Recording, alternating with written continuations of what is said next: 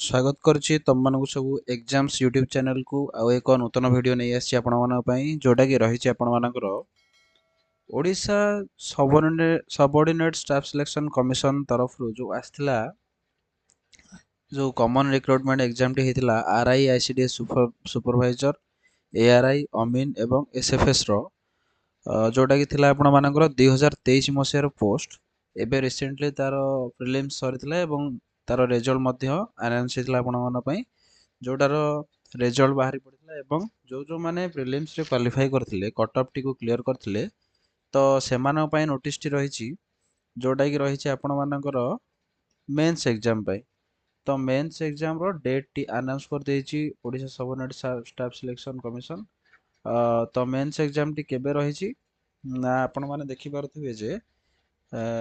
कोन notice T अछि चलन देखिबा in pursuance of advertisement number एतिकी डेटेड 29/12/2023 नोटिस नंबर 2085 और OSSC डेट 19/2025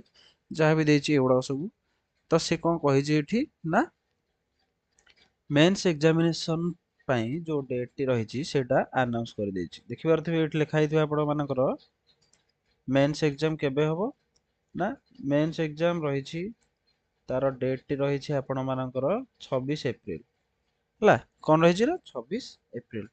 तो एप्रिल 26 रे आपण मानकर मेंस एग्जाम टी हबो जोटा कि हमको ए नोटिस माध्यम रे जणा पड़ुची आ ए नोटिस रे हम जानि परछ जे मेंस एग्जाम टी को मोड रे हबो ना सीबीआरई मोड रे मेंस एग्जाम टी हबो तो जो जो माने क्वालिफाई करथिले प्रीलिम्स रे तो सेमाना पय एटा गोटे बहुत इंपोर्टेंट अनाउंसमेंट रहिछि एवं सेमाने समस्ते माने भलरे प्रिपरेशन करूथिबे मते आशा करूछि मु आशा करूछि से माने बहुत भलो से प्रिपरेशन करूथिबे तो देखि पारुथिबे आपण मानकर डेट टी अनाउंस होई सारछि 26 एप्रिल 2026 पर ठारू टोटल आपणकर एग्जाम टी शेड्यूल करा जायछि ठीक अछि तो समस्ते लागि पड़ंतु जेमती आपण माने एई मेंस एग्जाम प्रीलिम्स एग्जाम टी क्लियर करथिले तो मेंस एग्जाम मध्य सेही भली भाबे क्लियर करंतु एवं आरआई चाकरी किंबा अमीन चाकरी किंबा आईसीडीएस रे गोटे भलो सुपरवाइजर किंबा एसएफएस मध्य हेई पारिबे बुझि पारले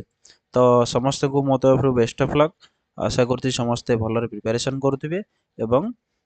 एमिति किछि जदि नुवा अपडेट आसी याको नेकी ताहले मु नेक्स्ट आ गोटे वीडियो माध्यम रे से अपडेट टी आपण मानकू जणेबी बुझेला तो ठीक अछि आज पई एतिकी थैंक यू।